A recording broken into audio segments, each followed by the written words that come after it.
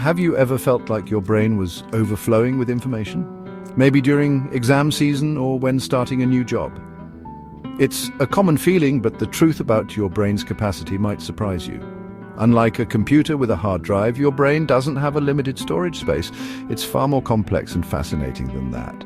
For years, scientists believed we had a fixed number of brain cells, and once they were gone, that was it.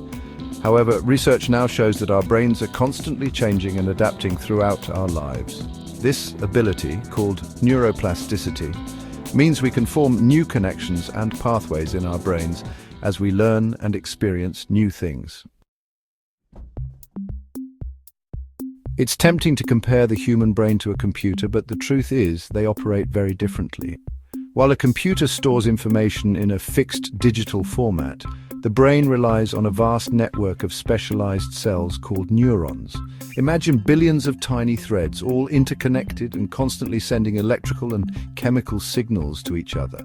That's a simplified picture of how your brain processes and stores information. A computer might excel at storing large amounts of data precisely. However, the brain shines in its ability to make connections, recognize patterns, and adapt based on experiences. This is why you can effortlessly recognize a familiar face in a crowd, or recall a childhood memory triggered by a familiar scent. So how does memory actually work in this intricate web of neurons? The key lies in the connections between them, called synapses. Imagine each neuron as a city and the synapses as the roads connecting them. Every time you learn something new, it's like building a new road between two cities. The more you use that road, meaning the more you revisit that information, the stronger and more established it becomes.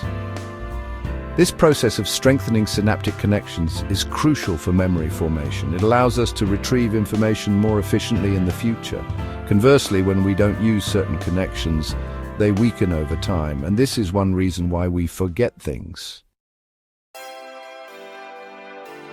We've all experienced the frustration of forgetting something important, but forgetting is actually a natural and necessary part of how our brains function. Imagine if you remembered every single detail of every single day, your brain would be overwhelmed with useless information.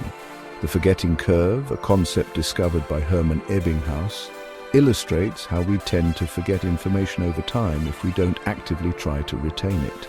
This is where learning techniques and memory strategies come in handy.